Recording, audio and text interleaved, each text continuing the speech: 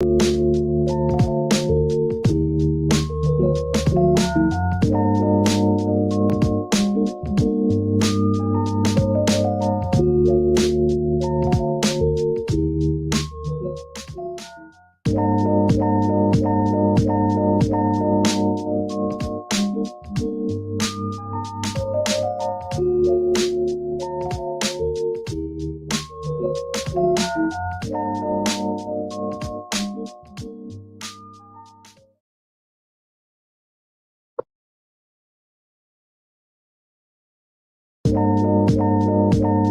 views and opinions expressed in this broadcast are those of the host/guest and do not necessarily reflect the views or positions of any of BXR entities and those they represent.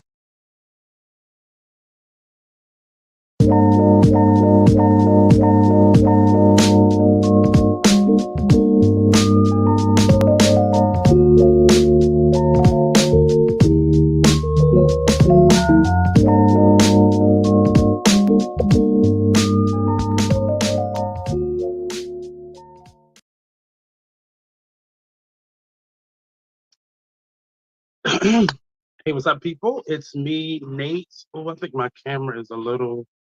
Ooh.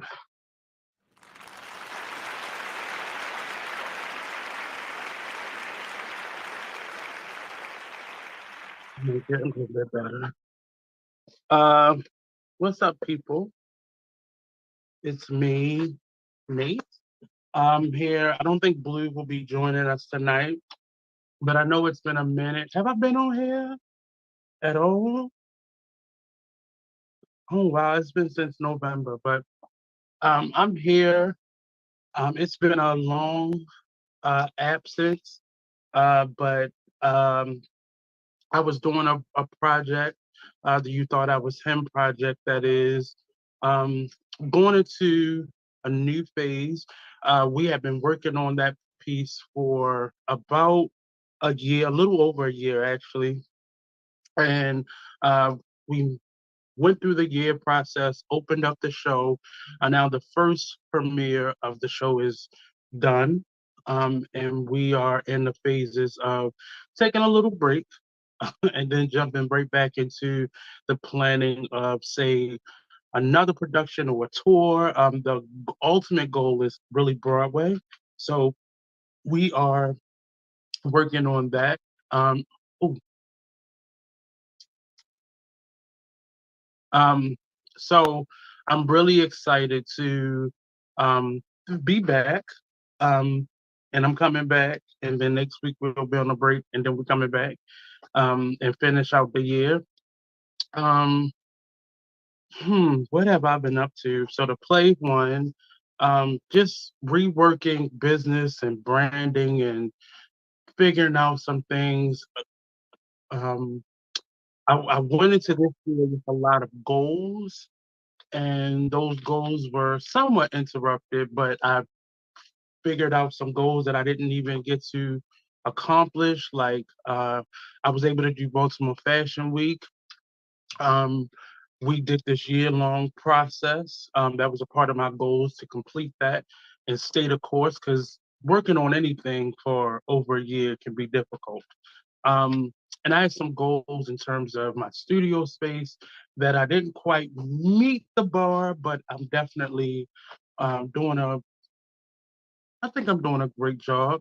I've started to promote myself better and put myself out there. I've done a number of events, vending events throughout the year, starting with Baltimore Fashion Week. Well, Baltimore Fashion Week was kind of this part of the year, but being able to put myself out there in a different way than what I was normally doing. I had pulled back a lot from vending and exhibiting my work, because having a studio space can sometimes be um, difficult and challenging. And just overcoming a lot of those obstacles and hurdles has been what this year has been for me. Um, I'm just looking around the space, trying to figure out some other things. Just really understanding business in a different way, and figuring out how to best place myself in terms of being an artist, being a business, um, being a brand, and just being an individual. You know, sometimes when you're an artist and you're an entrepreneur, sometimes you forget that you are an individual and you have to make time for that. And I've made a bigger effort throughout the pandemic to be there for me. And that has been a real challenge, to say the least, but it's definitely helped me to make better plans, make better decisions involving those plans, um, choosing the people around me, um, my self care, um, my health wasn't always priority because I didn't really have any issues. And then, bam, the pandemic came. And because I had to pivot how I was living, I had some health issues kind of come up because I wasn't really doing much. I was in the house all the time. And I think a lot of people felt that challenge. But reigniting that now that things are somewhat to a normal space, like going back to the gym, refocusing and dedicating myself to living healthier because I'm getting older. You know, I can't rely on this youth anymore, but it's definitely has given me, and while I'm talking to you, I'm sharing the show out of course.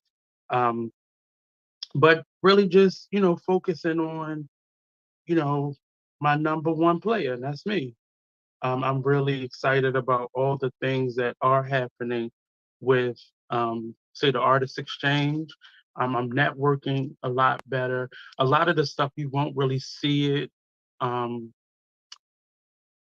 right off, but we are working on a strategy for moving forward. Well, that's not even the right page. Um, but just getting things back in order and figuring out who I am and what I'm doing is definitely helping me to, you know, just grow. Um, I wanted to go backwards a little bit and touch on um uh hold on, I'm trying to do five different things at once. Let me share this out. So if you're watching, please like, share, subscribe, comment, join the conversation, all that jazz. Um, just wanted to share the show out just a little bit. I don't know none of these people that are sharing to right now.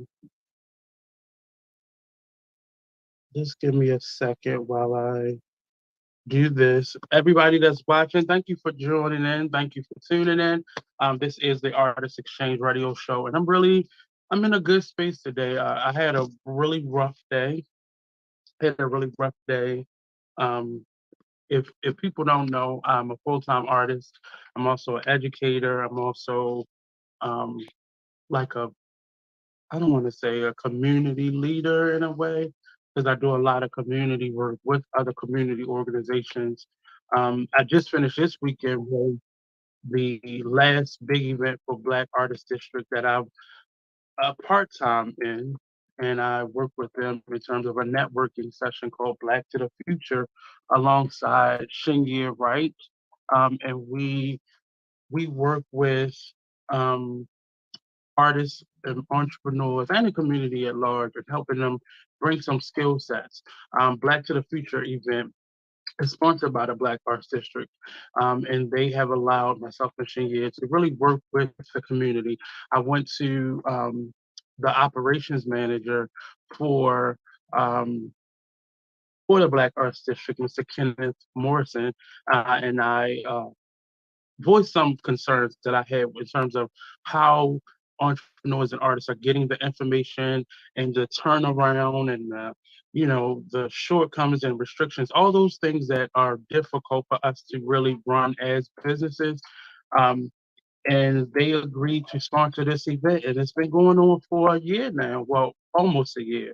Um, February will make a whole year that it's been going on, and I've been able to connect a number of professionals with community, with artists and entrepreneurs, bringing them workshops and resources, thanks to the team, and great art self-care things. Throughout this event, every month, we have a workshop series where we have a professional in the field, and Marnie has been one of them actually. He did I think you did a workshop on um, getting organized funding wise, financial wise. And every month has been a different facilitator. And this December, we had a huge one, and we were able to bring multiple facilitators together. You got some comments And too. some comments. Oh, wait a minute. I don't have my computer. So hold on. Is it in the chat? Chaz, hey, Chaz. Um, that's right. Focus on you. Yes. I'm trying. Chess, it's been really difficult for me to focus on me um and not put. I guess that's much better for me. Um and uh, Putting myself first has meant losing relationships, um, some opportunities, and I choose me. And I'm going to do me in the time that I have. And it's been difficult um, balancing that, because when you begin to lose people, you begin to blame yourself, you begin to go backwards, you begin to um, deny what your reality is in terms of wanting those people to stay in your life. And I've just learned that I don't need it. You know, I'm better off, um, with a small circle versus a large group of people. And I have to admit, I have a lot of people who really care about me, who have really made this year specifically, so plentiful. And so this building opportunities, I'm learning to forgive and let go. I'm learning who to allow back in your space and who to just let that be a memory. Um, and as Ches just said, choosing me and that self care and all that, has been it's been great. It feels great to be in a space where I can choose me, because I didn't always do that. And not because I felt some kind of way about myself, but I'm a people oriented person. I love helping other people, but I can't always do it um, at the expense of myself. I can't keep putting other people before me, because that's letting them see what my value. Well, it's giving them a false idea what my value is, um, and it's been a journey. And often I've had to choose me. Even doing this radio show for so long, I've had to choose me and not feel bad about it. Before I would never miss a show. I would, do whatever I had to do. And it's not that I have not cared about the artist exchange, because I'm still out there working and supporting both the artist exchange and Be Exposed, but I've had to do it in a different way. And sometimes that meant if I don't feel good, I'm not doing it. If there's an opportunity that I really want, I sometimes have to sacrifice this and still push it. Nothing has changed with me or the station or my brand, the artist exchange. Nothing has changed. It's just I am growing in a space where I have to choose me. And sometimes that means taking time off and being, before I've done a number of shows in this the time that I've been at this station, which has been years now. And anybody that's been my co-host or my engineer let you know, I'll start the show, and then I'll either give it to my co-host. I found people to stand there for me, and I'll go off, or I'll be sitting in the back room, the green room, with my camera and stuff. But it was taking the quality away from what I was doing. Um, and it really has meant the difference between, you know, self care and just overdoing it. and I'm learning not to overdo it and just really be in my space with me, um, and choose me more than I've ever chosen myself before. And that's hard for a lot of givers. And I was raised to be a giver. I've become a giver in my adult life, and in my relationships, I'm a giver. And I'm learning not to be just a helping hand all the time, and really show up as my full self, and demand my value to be respected and honored. Um, I can't really, um, Catherine, BBC2. I don't know what that means. BBC, be back, C2. I have no idea what that what that means. Sorry. But I'm rambling now because it is really overwhelming to understand where I've been. And this, I'll have to say honestly, speaking about this whole journey of being in a pandemic and redefining yourself as an artist in a business, it has been really difficult. Um, because I've done a lot of it alone, but I've had people support it. I've had people have my back. And The last show of this year is going to be a special. I've already started planning. Well, I already had started the plans for it, but just putting it in motion now and finding the people that I wanted to be a part of that last show for the year, because this has definitely been a journey. Stepping forward, we're gonna talk about a couple hot topics later, but beyond all of that, um, one, finding your passion and staying the course and making it all that you want it to be is not easy. And I would be lying to myself if I thought at all it would have been any different. And I've gone back and forth with, you know, being employee in the daytime or having a regular quote unquote regular job, and um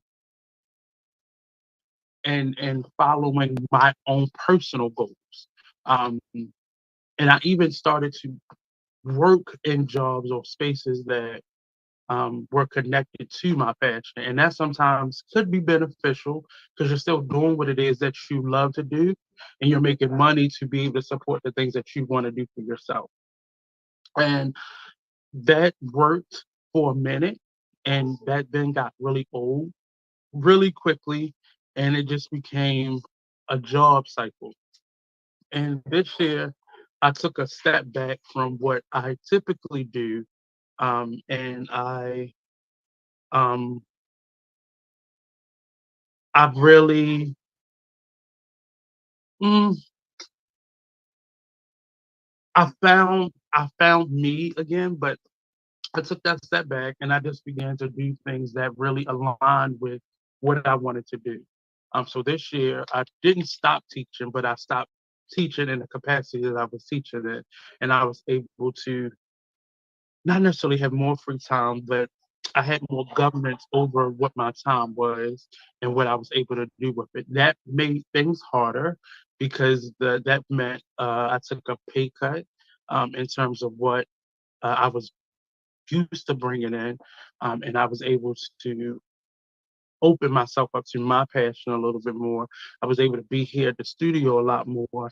I was able to, because prior to this year or the pandemic, I wouldn't have had time to um, work with other uh, artists as much as I have. I wouldn't have had time to do Baltimore Fashion Week. I wouldn't have time to really run the studio space that I've created.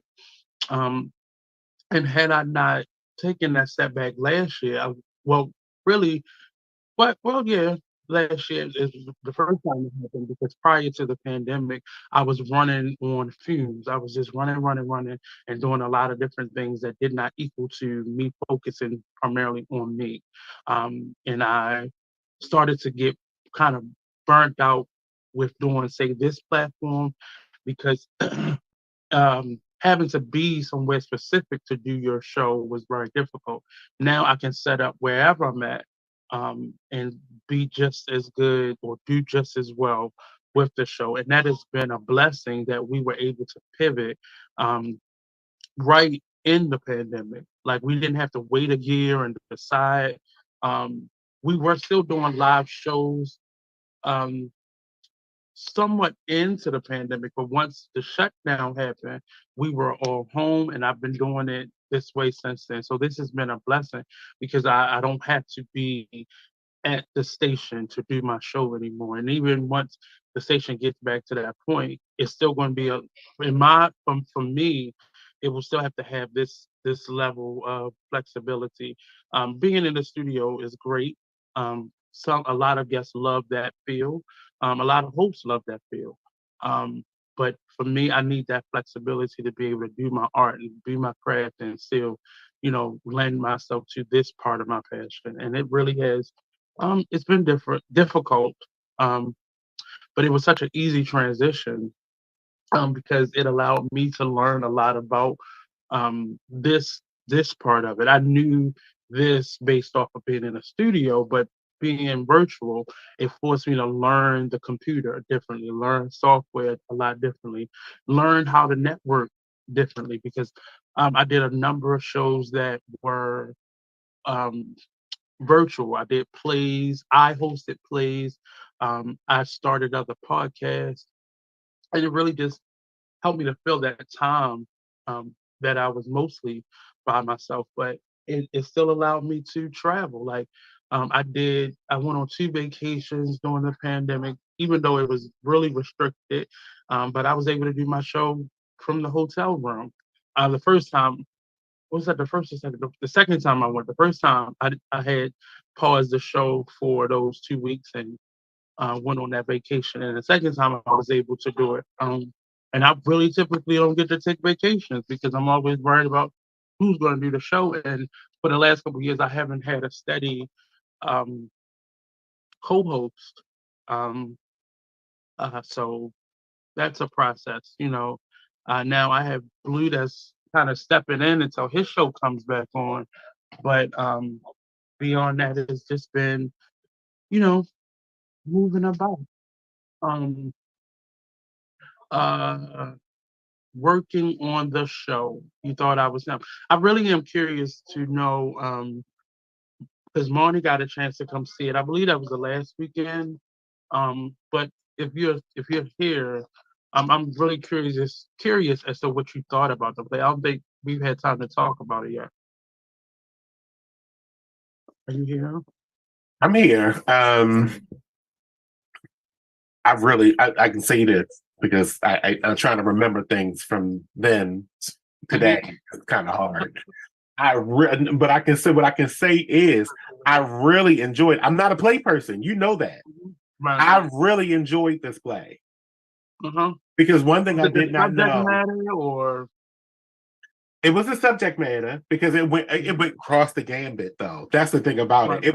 It was everything and all over the place, but great. Because what I didn't know about this play is that it was about a mixtape, like a musical. Well, not a musical, but a theatrical performance as if it was a mixtape. Right. That's what I didn't understand about it because when I came in and I seen all the the radio stuff that was up on the wall, I was like, oh wait. And then I read the program and it said, a mixtape, and I was like, that's interesting. And then it started, and I was enthralled. So the term choreo poem was coined. I believe it was made popular by. I was about to say Yana Van Zant. It's crazy for color girls. That is a choreo poem where they use all different art forms to come together, mainly words, movement, song, to be able to come together and create a piece because it's different. I know one part that was sticking out to me now. Going through the history of the clubs. So we told the story of Uncle Brother that way. So Uncle Brother was the kind of the patriarch of the family, and he had a story. So each one of the actors had their own story and had their own perspective. And his story was more so telling the story of what gay culture has been for him moving through. A big part of that was the HIV/AIDS epidemic and him feeling like, why is he still here? Everybody else around him was dying. Right. Right.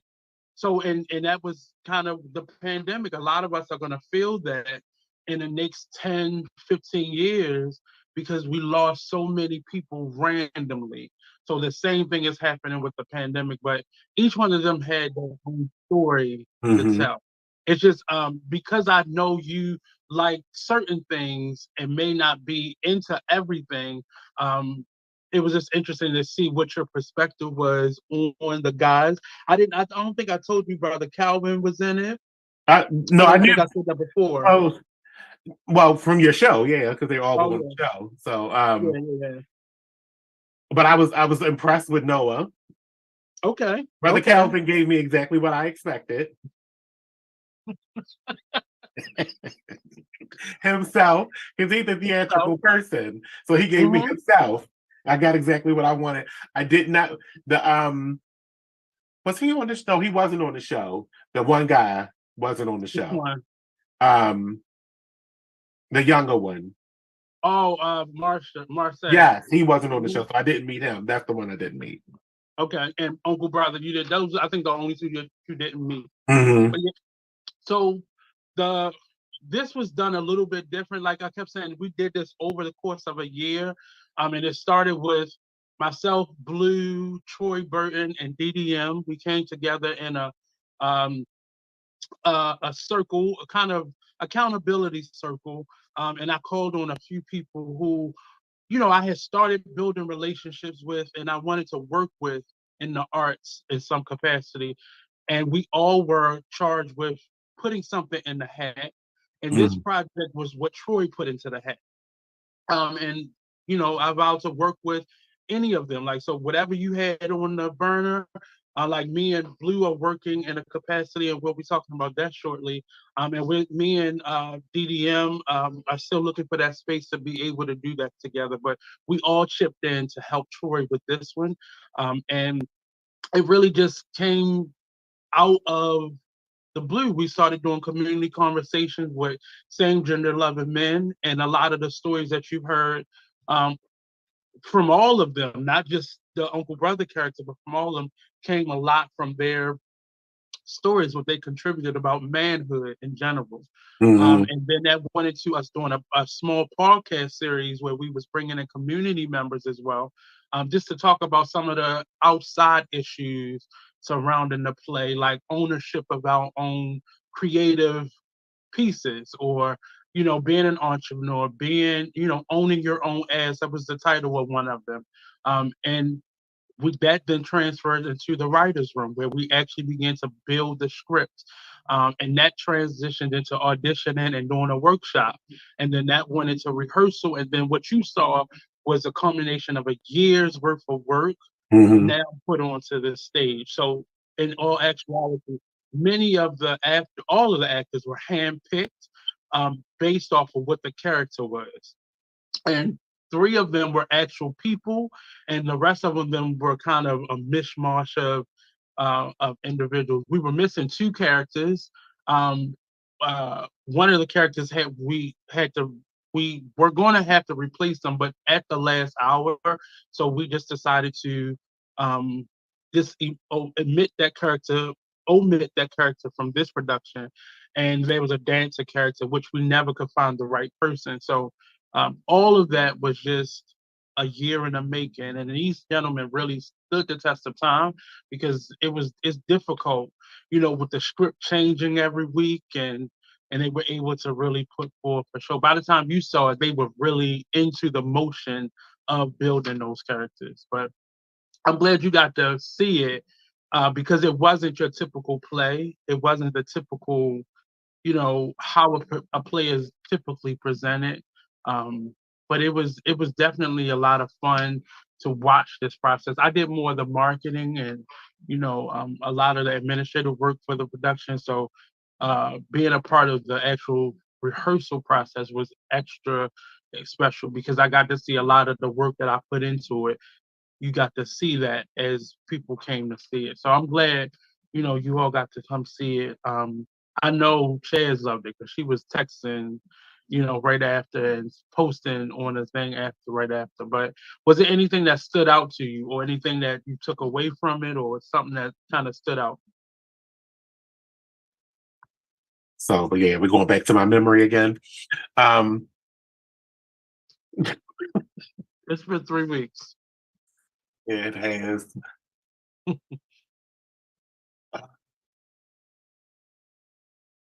Keep going. I'll pop in. Okay.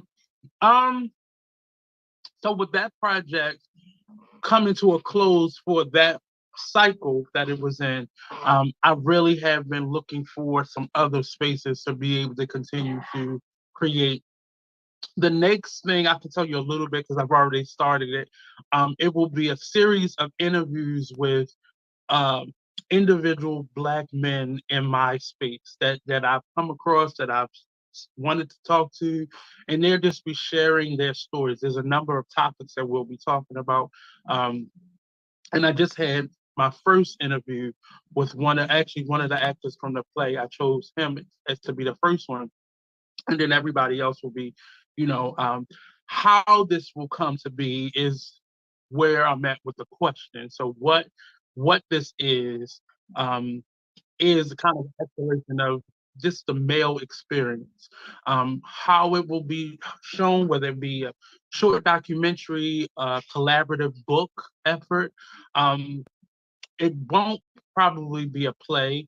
I won't venture into that territory, but either a book or documentary or some type of series that we'll be coming out with. And I'll be announcing that in the new year. But I've already started the um, process of doing the interviews. My editor, the woman who has been helping me with my own book, came to see this piece, and I posted. So I'm gonna go backwards a little bit. So for the last 3 years, and that's the pandemic included. Well, that's starting with the pandemic. I have been interested in writing a book. Prior to this, I was interested in writing a book as well. But what do we write about? How do I share myself? I went on a journey of really learning me and learning what I want and what I desire. It really has been a challenge because when you tell your story, you are also telling the stories or you're including other people. Not necessarily you're telling someone else's story because it's your story, but you are including other people in that. In that, and that is a difficult thing to do. Um, that's a very difficult thing to do. Um, and writing about other people and their journey as it pertains to their interaction with you, but from your perspective. So that has been a challenge because being that personal is not a problem for me, but some of the subject matter that I'm getting personal about is because it involves people that I really care about, like my parents, um, some family members, some friends, some past relationships, and not specifically talking about them, but talking about maybe some things that have happened that um, change my perspective or alter the course of things for me, good and bad, and it's not a sad humdrum book, but it is exploring parts of me that I don't typically share with other people, which is a challenge. Because in the process of doing that, I felt like, well, let me get the permission. I felt like I needed the permission from some people. And then that turned into not necessarily needing the permission, but more so communicating with some of these people that would be talked about.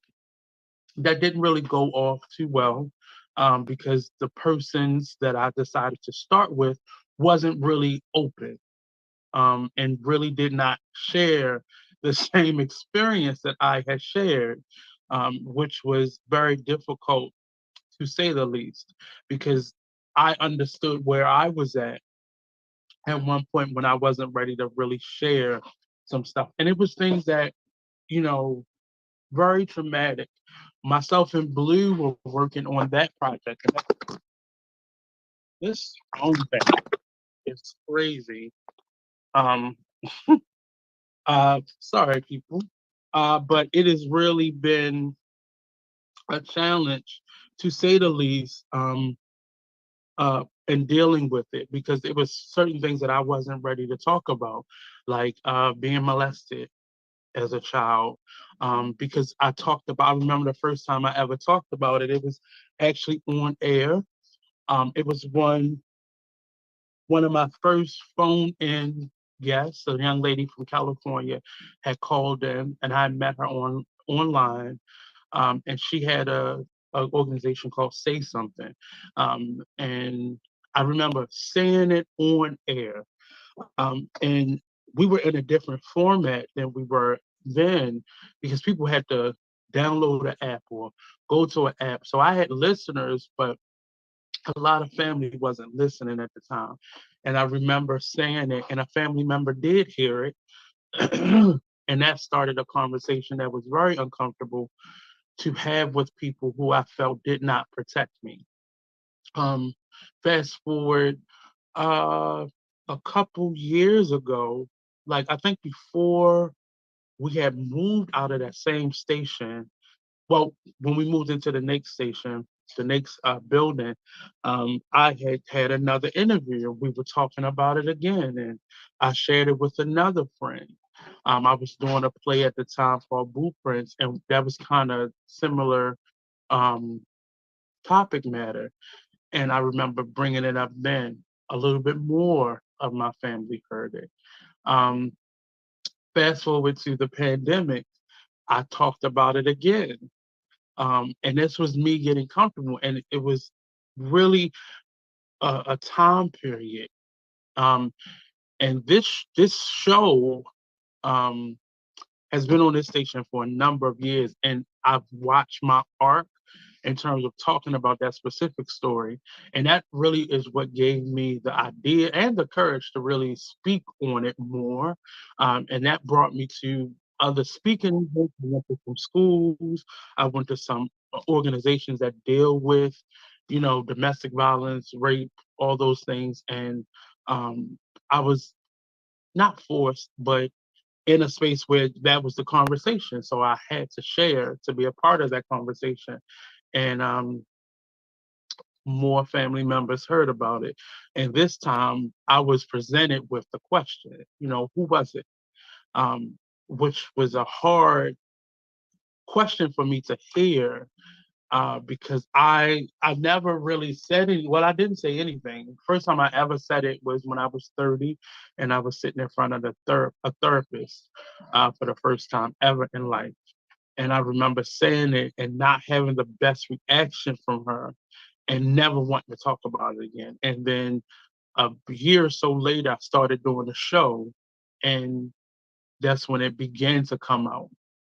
To this point where now I've told the whole story over this show, and with my editor, and with Blue, and it has been a journey getting that done, because when you sit down and write a book, it's typically about something else, and people write about themselves, but more so we tell stories that aren't about us.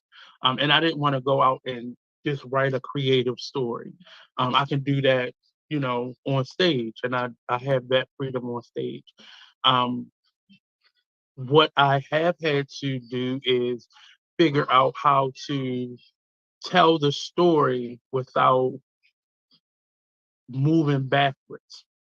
So right now, I don't feel like the story belongs to me anymore. It's my story, but I don't feel like it belongs to me anymore, because I've gotten it out, and it does feel better. And when I realized how much better I felt from sharing it, I didn't have that fear of, not necessarily, I wasn't fearful of how people would take it, but I didn't want to hash those things because in one of the conversations I had, I never forget, I think it was with Dr. Natasha Pratt Harris, a friend of mine.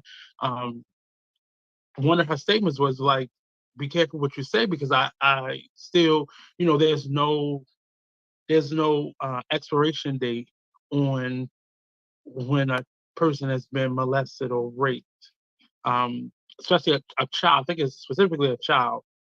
So I was in my mind, I was like, well, I don't even know who this person is, so it would not that would not affect me. But getting the story out lent itself to me feeling so much better because it wasn't in a loop, and I had suppressed it for so long, but it would definitely surface when the topic matter came up.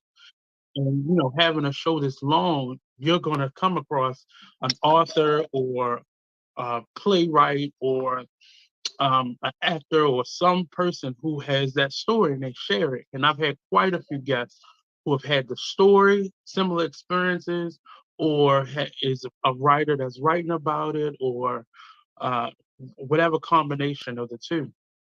So me being on this journey of this, healing and just growing from past hurts and experiences, it has really given me um, the time to think about it. And over the pandemic, I started the process and was quickly told by my editor, do the work that you need to do to tell the stories, and then we can start. So I've done some journaling and working with now just starting these interviews up and working on this play called You Thought I Was Him. It really has been interesting now telling the stories from a different perspective. It don't hurt the same way it hurt. It hurts to have gone through it, but it does not. I don't get that high, that sad high that you get when you're telling a story about something that has hurt you. So doing that, really refocusing my energy and really getting myself back into a space where I can live with these stories and deal with the journey of it, of healing, of growth, of maturity, of healing in general. So it's been a journey, and I'm thankful to have had some interesting individuals around me that has helped me with this. And Bleu is definitely one of us. He is working in a capacity of not a writing partner, but more so a if you don't know, Bleu's a therapist. He's a licensed therapist and counselor, and he's working me on that where he's helping me to get the story out in a way where I get to reflect as I'm getting the story out, and then we're writing about it, writing the reactions. And it's an interesting way that the book will be formatted, but I think you all would like it, and it will be beneficial. And I am thinking of, who I would want to voice the book, because I would love for the book to have an audio component to it where you hear these two voices. And I don't want to give too much away, but um, I'm looking for those individuals now, and that is um, working this out and planning. That's one of the things that I've learned from the pandemic too. I was very impulsive pre-pandemic, but I'm learning now to still have that level of impulsiveness, but to plan the crazy. So control chaos, if you will. Um, so those are things that I've been working on. Of course, the jewelry. If you don't know, I'm in the midst of my uh, I'll just call it my overall art studio, but the backdrop of this is definitely my jewelry. And I think, can I turn this camera? Um, I actually could. So if you see, I am currently working on some pieces. That's that chunky table over there, right there. Um, and just working on the space in a different. Oh, you can see me seeing you But yeah, so this is my jewelry studio. There's a lot more to it, but this is the only pieces that I is comfortable now. So that's my little maker room right there. Um, and some more pieces. But so this is a studio, and it really has meant a lot to me to be able to have this space because it has been ooh, focus up a little bit more.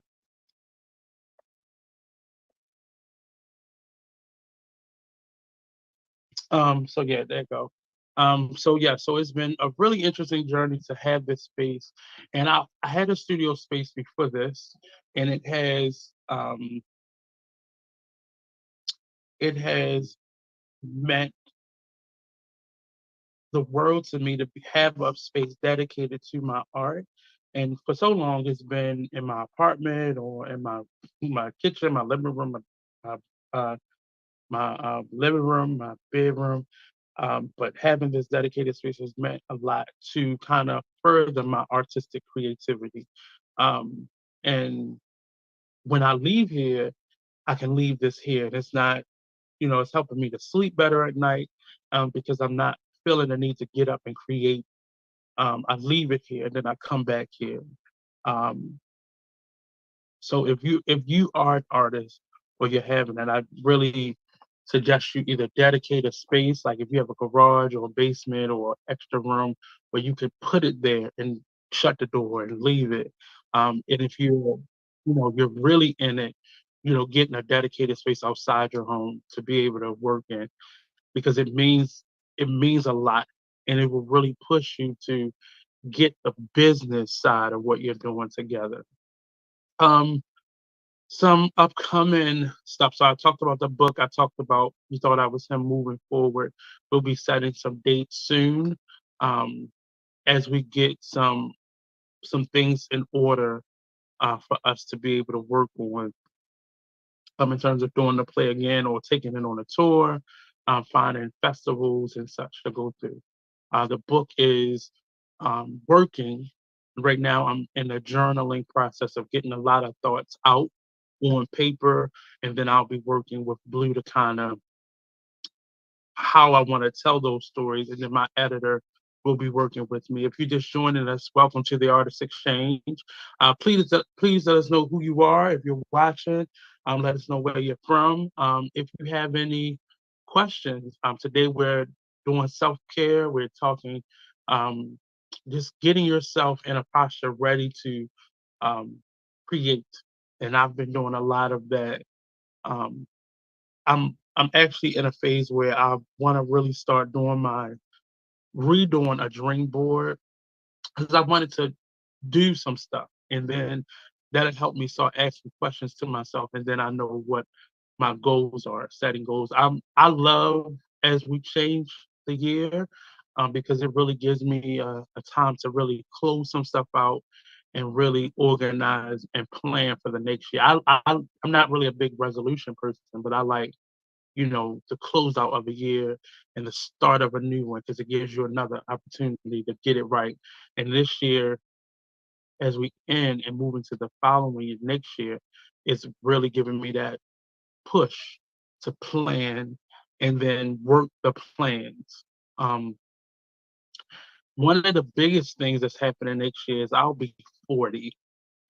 I don't believe that. Um, I really don't believe it. And it is it's been a shock to my nerves to know that I am going to be 40. I was just 25. Like I don't know what happened. But planning for that. And I might be enlisting the Be Exposed uh, travel committee because I have been planning a trip and I'm still going to do that trip.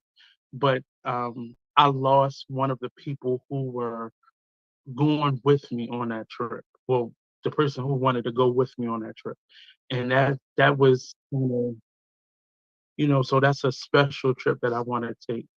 Um, and figured out how to honor that person in that space. But me taking a trip, and I wanted to go to both Nigeria and South Africa, um, and spend some time. And I have a couple of friends in South Africa. Um, I have a former mentor that lives in Nigeria, and I definitely wanted to go say hi and um, just explore. Unlike I was able to explore before when I was too young, but now I have that freedom to be able to do that. Um, so that was my goal for 2023. But just figuring out, I wanted to celebrate myself unlike I've ever done before. I think last year was the closest I've ever come to celebrating, and I had a really good time um, last year on my birthday. I actually worked that morning, and I was able to, have some fun with some friends that evening. But this year I want to do something. Next year I want to do something a little bit more uh, in line with me being an artist. So I'm planning an art show um, based off of a project that I did a number of years ago. I've already shown this in an art form at a number of spaces, but this is one of the pieces from the art show that's coming up.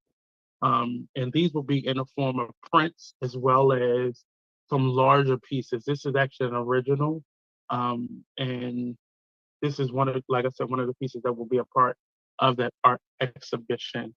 And I have a number of these. I'm not going to show you everything because I want you to come to the space. This is another piece. This series will be based off of the Herman Rorschach ink blot test.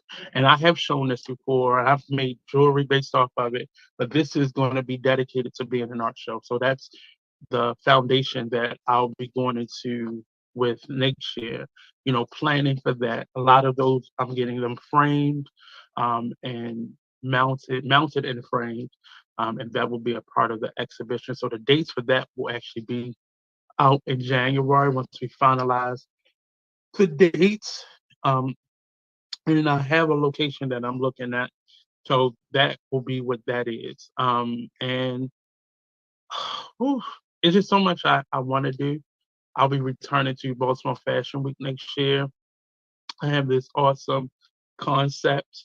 If you haven't been seeing posts, if you go to my regular artist exchange page or my jewelry page or my personal art page, both on IG and Facebook, I'm actually the Artist Exchange radio show on Facebook, the dash artist dash exchange on Instagram. I am artist Nate Couser on Instagram, and BBD Jewelry or Vashti Blue Jewelry Studio on Instagram as well as Facebook.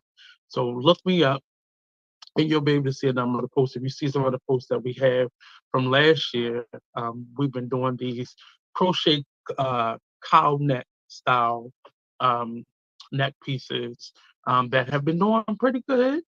It was the first time that I ever authentically priced my work, and it felt good to have somebody not question my authority and my value.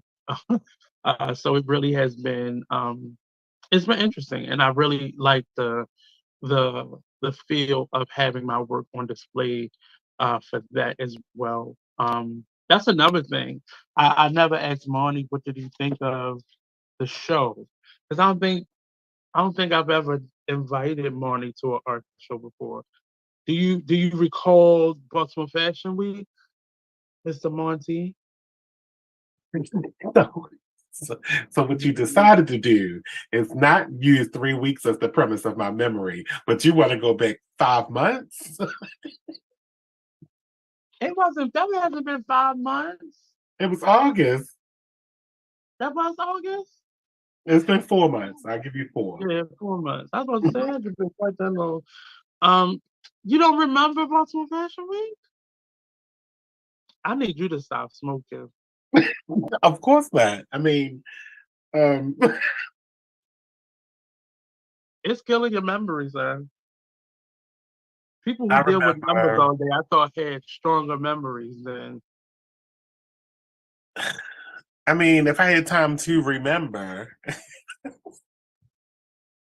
I know I do. I mean, what was the question about? I do remember Fashion Week. I do remember it. No, I mean specifically because I normally I'll have a show to follow up with whatever I did, and I didn't do that with Fashion Week. I haven't done that with You Thought I Was Him Project. I haven't done that at all this year to follow up what I did. So I kept saying I was going to talk about it when I came back, but then I went away for the I went away to do the show, so that took more time. So I really haven't given myself, and I really am just getting comfortable in this space because I moved in here over Baltimore Fashion Week. Right. Yeah, I And I remember. really did, like I literally just unpacked that. Like I have not turned the camera around at all because there was still coats and all that still all over the floor. Even though people still have come here to shop, but I mean, you're right, because I it never noticed that you had all that laid out like that too, because I thought this was it. This is it. I thought this was all you had. That was it. oh, this space right here. That corner. That's it. No, it's really no. It's actually a little bit bigger than the other space I had. Right. But it is it was just, because this is not a typical storefront. It's more of a studio space.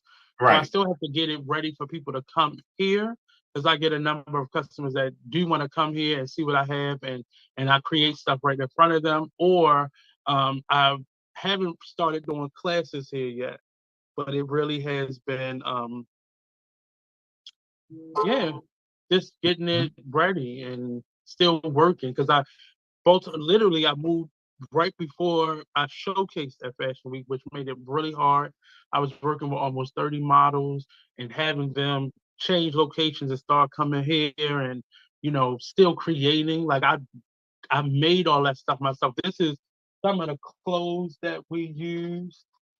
Um, so that was another element. I was styling and making some of the stuff because everything didn't fit some of the models.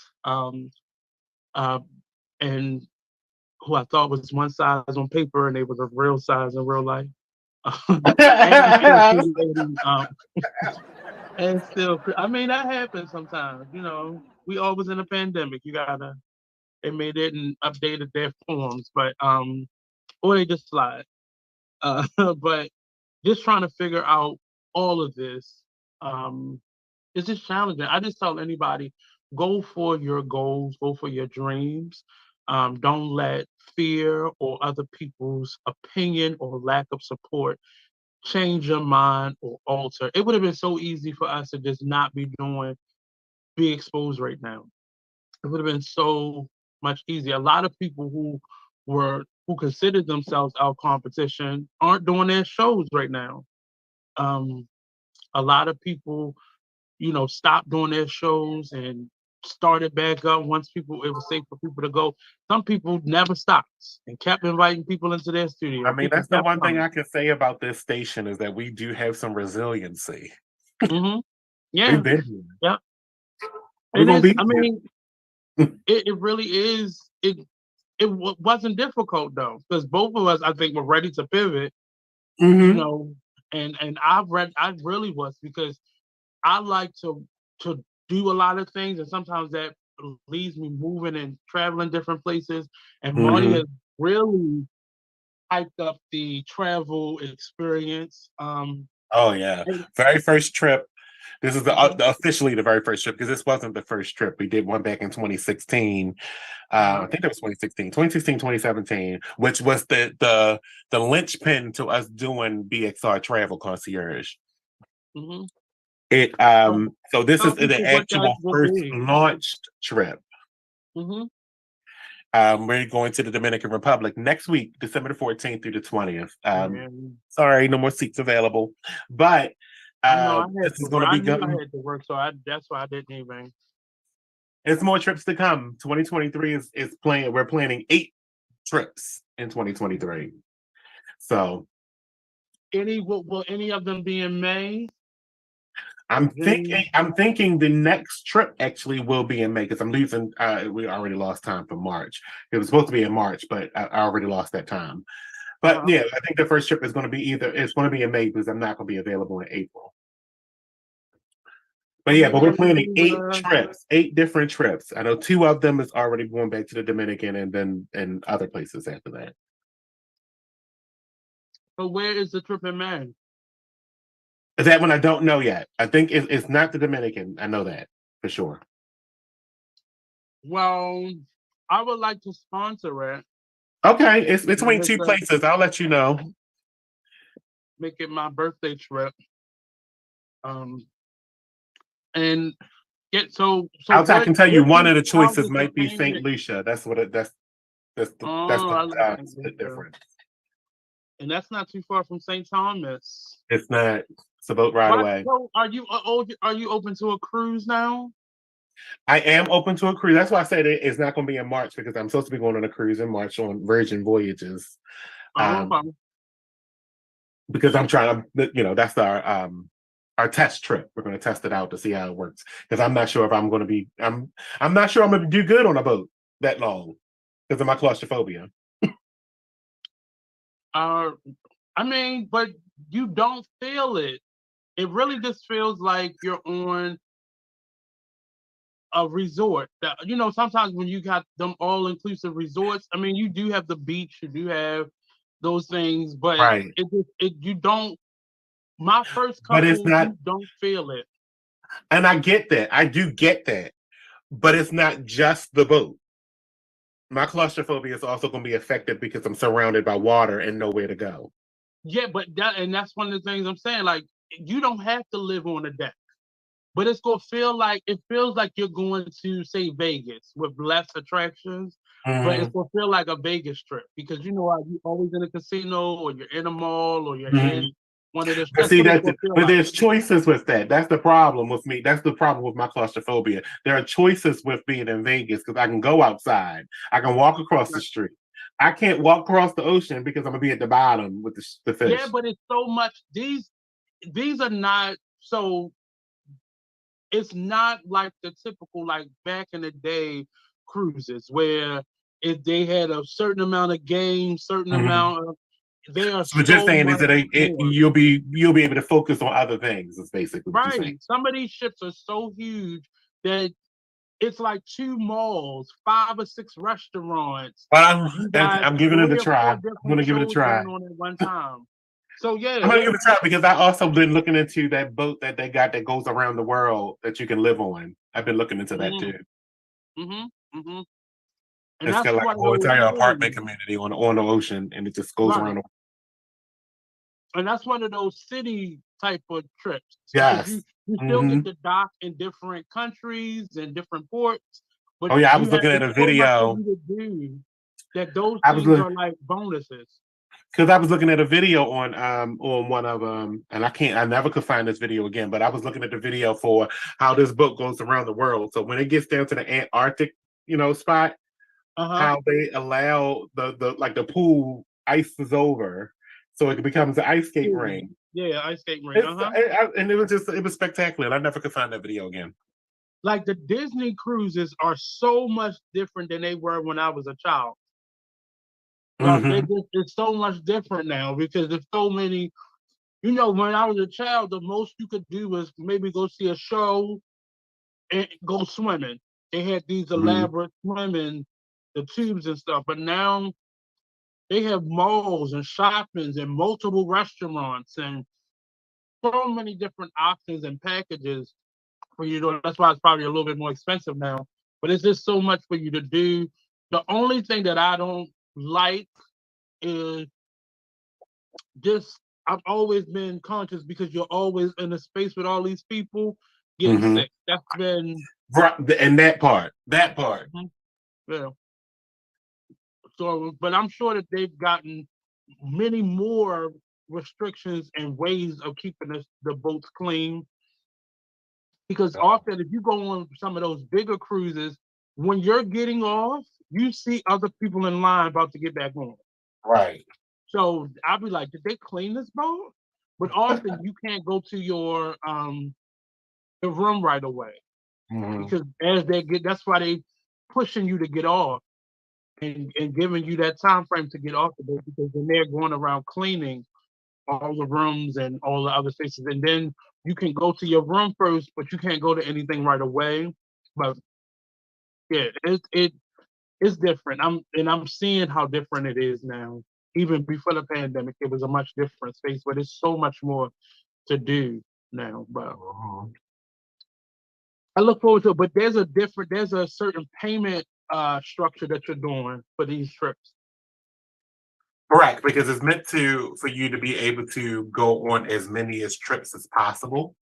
Mm-hmm. So our structure is to try to make it so that you have to take that you allow yourself to take at least 2 vacations a year.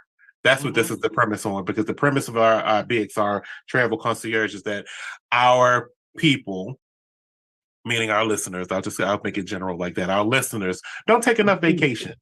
Or we don't allow ourselves to take vacations because we always think we got too much to do, too busy, too expensive, not enough time on our hands. So this way, we allow you to force yourself to take a vacation because it'll already be paid for. All your expenses is paid.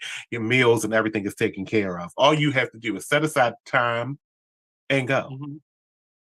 And that's, I mean, and I know for me, it's not really the money, it's making the time. It's And the I think time. so many of us be trying to build. Because you believe you don't have the that time because you work. always got something else that needs to be done. But your rest and your sanity is one of the things that you actually have to take care of too. Right. Well, Marnie's retired now, so he can say that.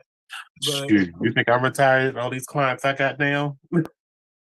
but it's a level of retirement though. But it's something that I'm pushing myself to do and to be, so I can find more time. And the pandemic helped me to find that time for myself because I went on two. I mean, granted, I think I worked harder during the pandemic because I had to do everything from like this type of space, but it allowed me to take the time I needed.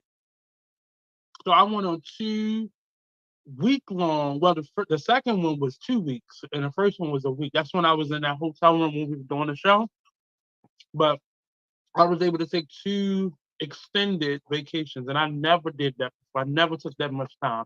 And typically, if I was away that long, there was work involved in that. I was there doing a play or doing some type of art-related project, but I was able to make that time. And And you now, did. But the one thing that I can say that I'm glad you did the way you did it because you didn't go far. You only went to a hotel, still at home. well, the second But you time, changed your I setting. was in New York actually, and I did Right. But you changed your setting. That's the Yeah. whole point. It's not a vacation. Yeah. Not that I mean, because the only one that you really did that was a real vacation was the one in New York. I don't consider the one that you did here in the hotel a real vacation. Well, that's it. And you know, the one here I was more relaxed after that one because in New York, I was tempted to go places, even though it was really restricted Right. on where I could go. It was, it was a typical, I couldn't go to see any plays, but I was able to see everything virtually. And I spent a lot of time. So the one here, when I was just downtown, I felt so relaxed because all I did was sit in that room. Every now and again, I'll walk around the harbor when it got late, or I would go to the mall that was across the street. But I just sit and I watch movies. I had a friend that came down for part of the time, and we just watched movies and ordered out. And I had never given myself that type of time before. So I know it's possible for me to do that on an actual vacation, though. Like, Well, I'm gonna use my sister as an example because, like, she's been to Bermuda. All right, that was years ago. But I've now gone, and she's my older sister. So now I've now gone on out of this country. I want to say now a good almost 30, 40 times on vacations out of the country. My sister can only probably tell you Bermuda. The difference is that she's a mom. I'm not, right? She needs a vacation that changes her world experience. Not her life, but her world experience, which she has never seen, is basically outside of the United States. So you don't know a real vacation until you've seen something that's totally different from your worldly experience. Right, right. Right. And now she's going with me. For the first time, she's going to some place that I love. And I'm telling you, I'm gonna know everybody that's going on this trip that's going to next week is going to fall in love with Right. my home. My first home is what I call it. This is my second. But yeah, it's really important for people to do that. And I was thankful enough, even as a child, we went on vacation at least once a year. Well, once a year. And that made a difference. Even if it was, we went to the Poconos and Niagara Falls and Right. stuff like that, like family trip type of stuff. But it was beneficial, Right. and it was something that was needed. And it just something happened to me once I got to an adult and in In the college that past I didn't 3 really, months. that started to happen less and less for me. When I was in my 20s, I always went on vacation. I always did spring break and something in the fall and something over the winter break because I had college to kind of break that up, the times that we had off. But Yeah. as I got older, I stopped doing it nearly as much because work became more prevalent. And being an artist, especially working for yourself, you don't have the time. You have to make it. In the past 3 months, I've did the most traveling I've ever done in my life. I've gone to the Cayman Islands. I went to the Dominican Republic a couple weeks ago. I went to Canada, Virginia. We went to Tyson's Corner, Virginia, Philly, New York, Niagara Falls. I've done so much in the past 3 months. Like next year is just going to be mind-boggling for the amount of stuff that we got planned for 2023. My hope is that they quickly get a handle of the prices and the cost of things. Yes. Because it's really that is now the struggle for the everyday person to be able to move around because they've hiked the prices trying to make back what they lost. But it feels like, so when you go be happy making back what you lost. Like at what point I'm sure you made it back already. So now what are you doing? It just can't be the new prices. If you want to find out more information about BXR Travel Concierge, you can email us at info@beexposedradio.com. So what is the payment cycle though? So you said well, the first out that the trip is. So yeah, right. So there's 3 different types. You can pay full price, or you can pay the monthly plan, or there is a bi-weekly plan. So it depends on how far the trip is out with what the payments are going to be. So if the trip is in May, you got all those different options that you can take to pay the trip off in full. And if you pay with Klarna, if you pay, I think with PayPal or Square, you can use Klarna or one of those payment. Oh, the financing options. Yep. Because I just did a project with someone, and I sent them an invoice through PayPal, and they was able to pay me upfront, but they was paying in installments themselves. Right. Yep. Oh, that's why I used that option. When my Nemers passed away. With the vet had a financing. Oh, they had that option. Okay. Yeah. So they're building more options, but I just need these prices to come down some. Yeah. I mean, they had to come up with something because a lot of people weren't going to be able to pay, especially in the veterinary community. When the pandemic hit, it hit them hard too. Right. Yeah. Because people was losing their jobs. They couldn't take care of their pets like they used to. Yeah. My friend, she just went on vacation to the hospital 3 times. She used a pet service to keep her animals while she was on vacation. And she said it's never been that expensive for her, but they trying to make back what they lost. Right. But nobody was doing pet daycare and stuff like that on it because they was home. But neither. But that's going into my next. I didn't really want to talk about a lot of politics today because we are in that space. But I'm interested in what you feel about Mr. TJ, the anchor who is suspended right now for allegedly having an affair with. Well, it's not alleged. He had the affair. Do you feel though these morality clauses are getting too personal? I don't know this story, so I'm glad you just said it. So these two anchors were allegedly in a relationship with each other. It wasn't. I can't say whether it was a. I can't say whether it was affair or not because both of them were both going through a divorce. Mhm. But he is seemingly getting more punishment because I think they let her come back from her suspension, but he's still suspended allegedly because he's had multiple situations. So it's coming out that he's had multiple situations. But unless Okay, somebody so has reported it, so let me get this right. He was suspended because he had a relationship with his co-anchor, mm-hmm. both of them, and they didn't disclose got it. suspended. And they didn't because they didn't disclose it. Well, the way it came out, if they didn't, I mean, even if they would have disclosed it, you know, they probably would have still. But I think this idea of public I'm trying to opinion. figure. My point. I'm trying to. The question I'm trying to ask is, why is this our business? Why is this their business? Now, unless they were having sex in the makeup room or in their offices, or that they was going to compromise a story. Mm-hmm. What does their relationship have to do with the news they're reporting? I don't understand. So most entertainment contracts have a morality clause in it. No, I get it. I get it if you're talking about an underling, but these are two people that are co-anchors and basically on the same level.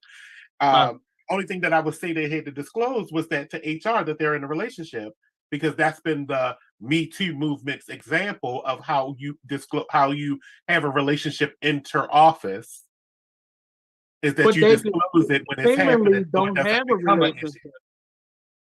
Say that again. But it was said that they was just sleeping together. It wasn't. But that's a relationship. Whether you want to say it's a relationship bona fide or not, it's still a sexual relationship. Right. And my problem is, do some of these morality clauses go too far into your personal life? That's my point. What does this morality clause say? That I cannot engage in having intercourse with any staff members? Or do it say that I must disclose if I'm having sex with an employee? Well, we both worked in like a corporate environment, and often those morality clauses go no fraternizing with other employees. Now, that's what it says, then you're in violation. Mm-hmm. I don't know what I would like to know what the morality clause said. But for me, I always interpreted that as if I was caught doing something or if I messed up the flow of the workroom or the office space. But if I'm doing something in my personal life, and what happened was people started catching them out in public. Now, both of them were adults. Both of them were going through divorces, so they were separated from their spouses. I want to say his was already gone. He was still going through his, and hers was finalized. But they both were adults, consenting adults, out in public, and people started taking photos of them, and that's how it got out that they were seeing each other. But it wasn't. I'm just confused at how some of these morality clauses, when it doesn't seemingly affect your business, how does that then give you right to say fire someone or get rid of someone or suspend in this case? So his suspension is still going and they've allowed her to come back to the show, and they actually have a replacement for him now, or I guess it's temporary, but I don't know. All right, so here's what their morality clause says. All right, so according to this article, it says the contract commands that commands talent to act at all times with due regard to public morals and conventions. The clause continued to that talent shall not engage in behavior which tends to bring you or us into public disrepute, contempt, scandal, or ridicule, or which might reflect unfavorably upon us or injure the success of the program. Right.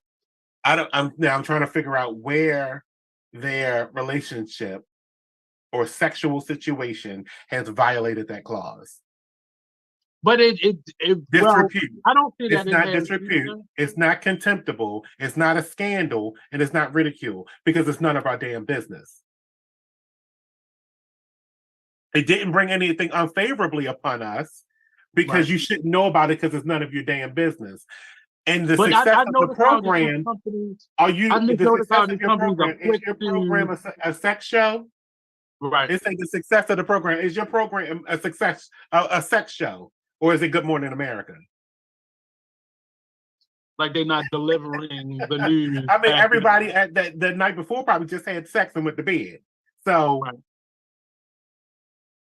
what kind of hypocritical crap are we talking about? Interesting.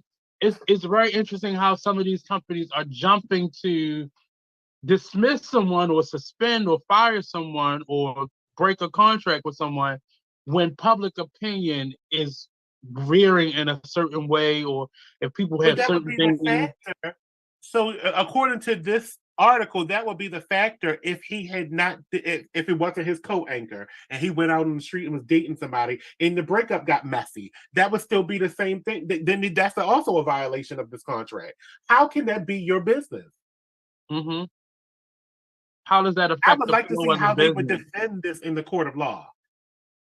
That you have the ability to condemn. You would never be able to date anybody. The whole entire time you worked at this show, you would never be able to date anybody because a failure of a relationship would be the end of your job.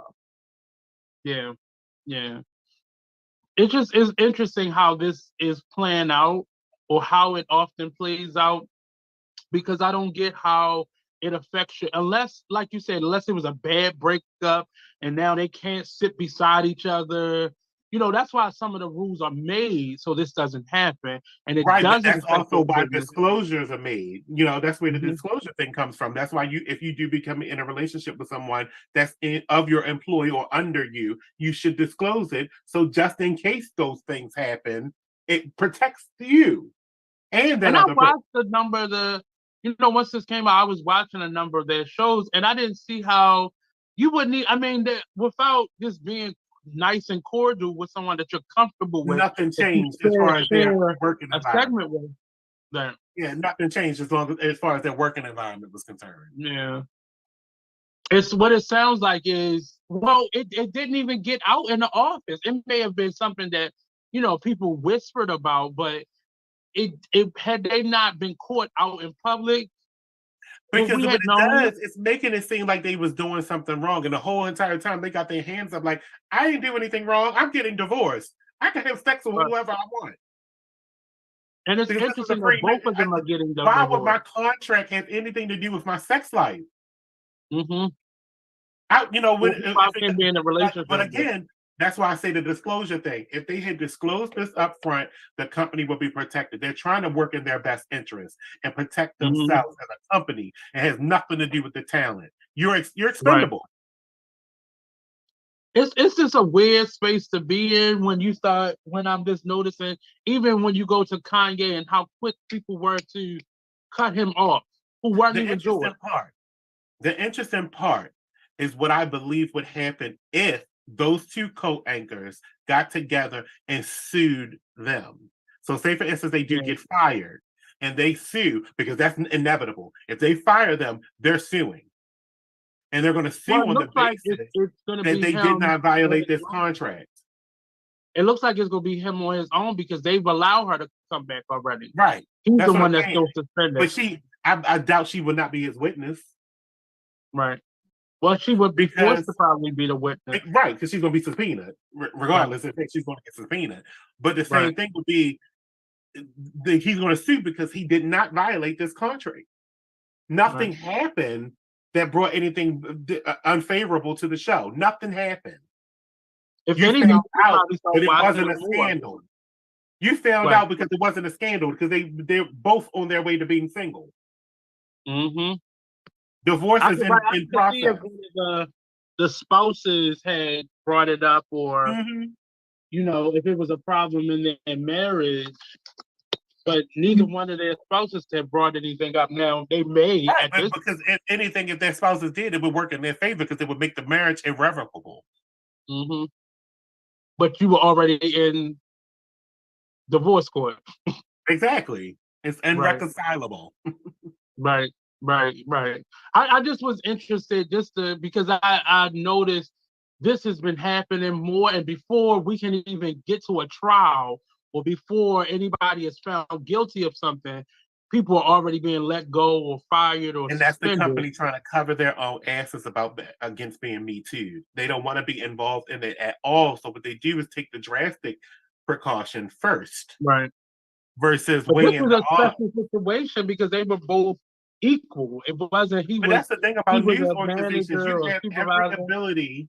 That's the thing about news organizations. Just like our platform, you have every ability to come in front of a story before it actually happens.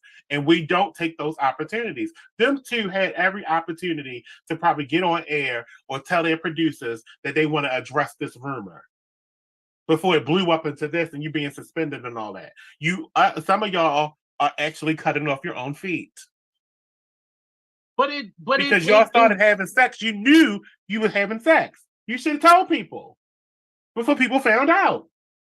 But is it really? It makes me mad that we have to do that. Like, is it really someone else's business? But that's what I'm reading here. It says apparently they were pointed out when they first got employed to come back and actually sign that clause. So you knew about it. I mean, how could you not? After whatchamacallit from NBC, Matt Lauer, how could you not know about it? But see what Matt Lauer, it was saying that he was forcing himself on those women. Mm-hmm. But that's what I'm saying. But in that situation, all of these clauses came about because of Matt Lauer. So you knew about the clause. But again, is like you kept saying, is it their business? Because he wasn't forcing himself, and she better not come out and say she felt forced to be in that relationship. The company is protecting themselves because of a Matt Lauer situation. Right. So what they're doing is going the hardball route and terminating people or putting them on suspension versus figuring out how to come out in front of the story, which would be a better option to me, I think, is if you tell your airwaves, your listeners, that this is happening.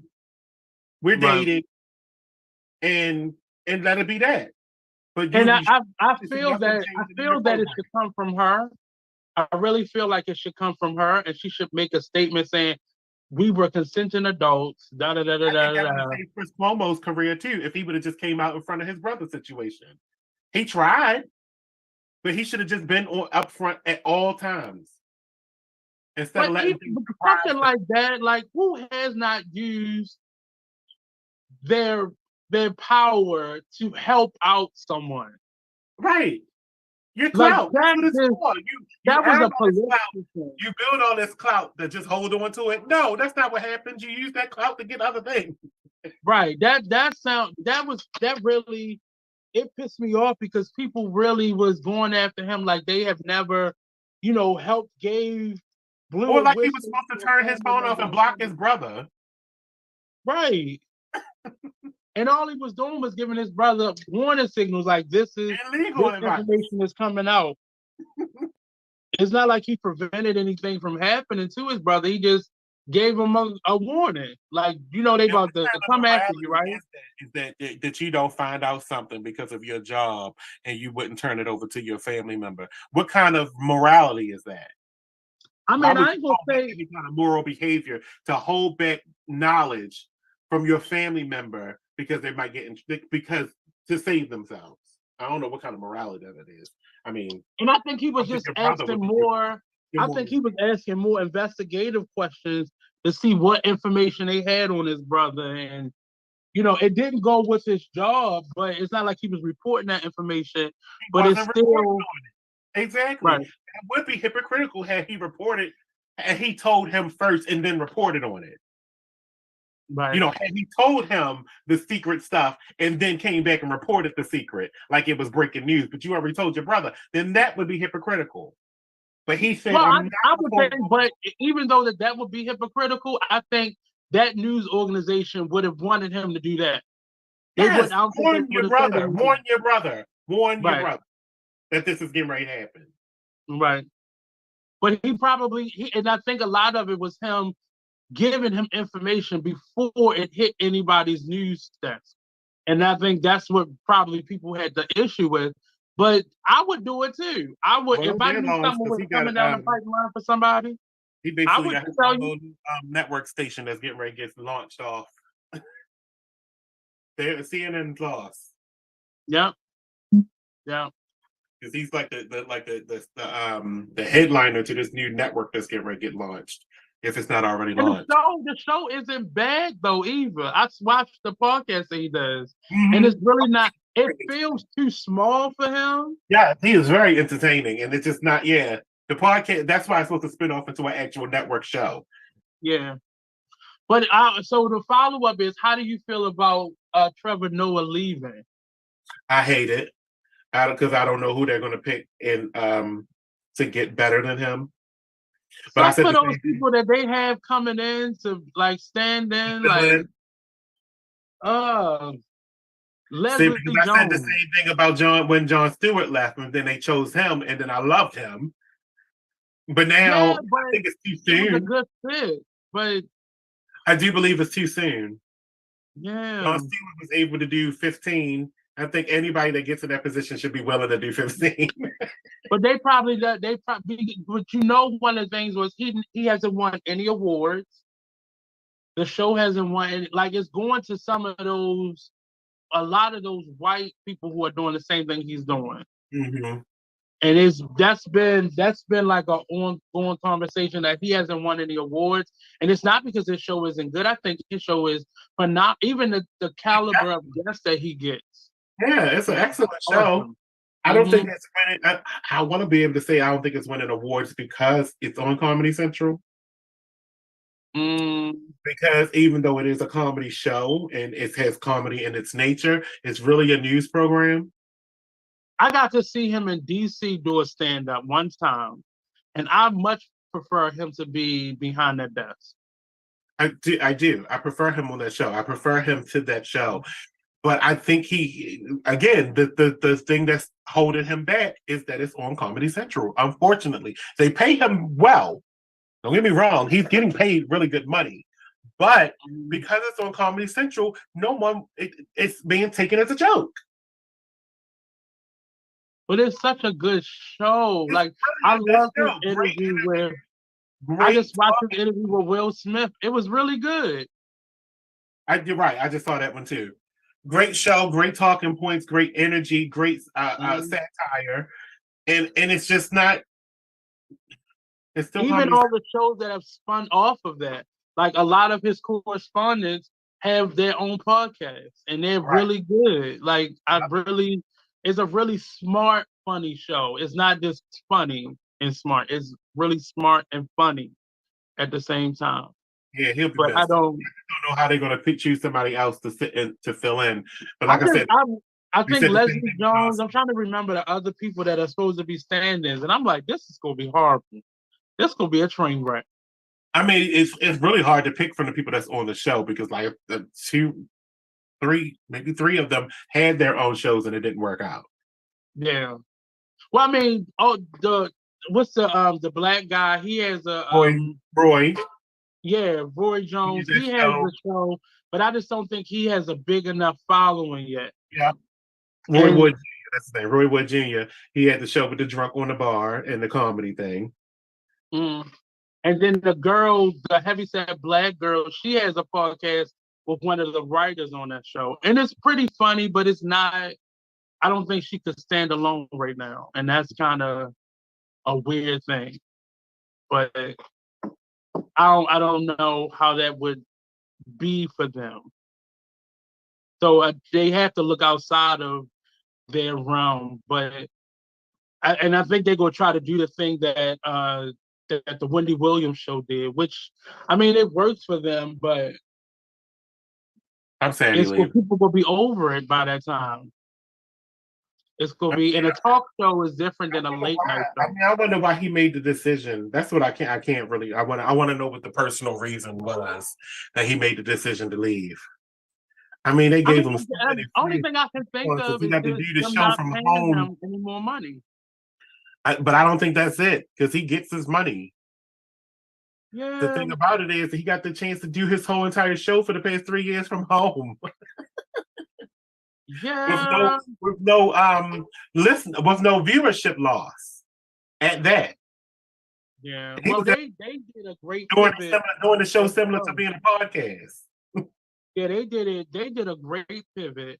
Yes. Where you didn't even really recognize. I mean, other than him growing his hair out, you really didn't even recognize that it was a change. Different. Yeah. Right. That he was at home.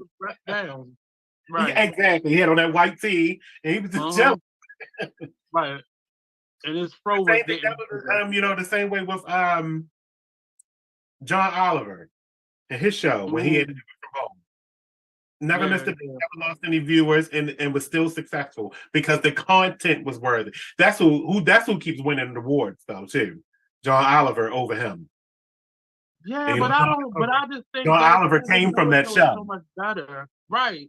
But I think that show is so much better than a lot of those other shows that keep on getting nominated and winning. Get to the point, and then he does in-depth stories on a particular topic. Like he'll do hot topic for the first 5 minutes, and then there's a main topic of the show that he goes into. That's why I like John Oliver's show. Yeah, like but you still know. I mean, you know that they exist, but everybody loves Trevor Noah. Yes, his show just seems to be more popular than the rest of it. But not necessarily. John Oliver is very popular. That show is very popular on Sundays at 11. Sundays at 11. And it's an HBO show, so they already get paid coin. Right. He's done his final show, so it's. Oh, he's done? Yeah, they did the final show. I didn't know this year was the last year. I know he said he was leaving, but I thought it was like next year. Yeah, it was if it's not the last show, it was promoted as the final because all of the correspondents said their final farewell. If you go to YouTube, it's on YouTube. No, I'm looking at it online. Yep, see, Trevor Noah ended his 7-year run. Yep, 7 years. And it don't even feel like that. That's what I don't like. That's what I'm saying. How you end your show without bringing on your new host? Jon Stewart didn't do that. Jon Stewart introduced Trevor Noah as the new host. That's what I don't like about this situation. It has to be something contractual. And it's very abrupt. Yeah, it has to be something contractual. It has to be. Like they don't want to.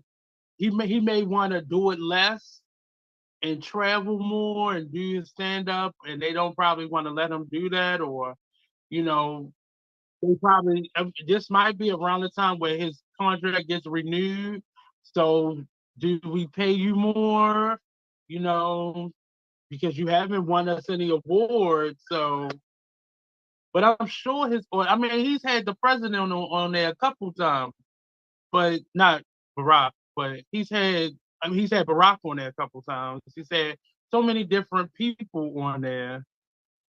Like the views on YouTube alone are astronomical, but it's just sad because I'm not gonna want to watch the show no more. I watched the show a couple times with Jon Stewart, but nah, it wasn't the same.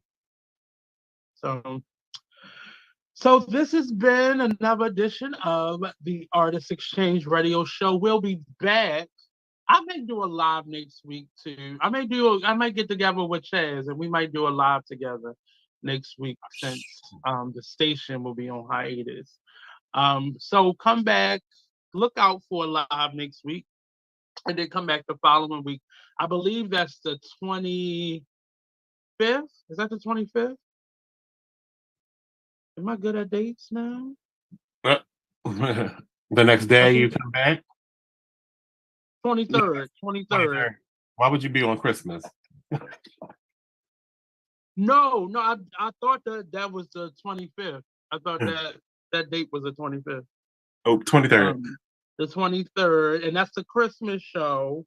So that's going to be a special show. I'm going to do something special for that show. We might give away something on the 23rd. You never know. So stay tuned. Do you have a show tonight? Yes. I mean, not that I mean it that way, but I mean, yes. That is not how that came about. So, oh my God, I forgot the name of the show. Skyline Radio Show will be coming on after, and I'm gonna go live next week. Miss Be Inspired has invited me to do a Shark Tank judging for her class. She's teaching an entrepreneurship class at a school not too far from my studio, actually, and I'll be one of her. It's like a Shark Tank. So I'll be doing that. So I'll go to live while I'm there and show you all what we're doing, introduce you to the class. But beyond that, have a nice day. Enjoy your weekend. Be safe. Don't do anything that I wouldn't do. Peace out, people.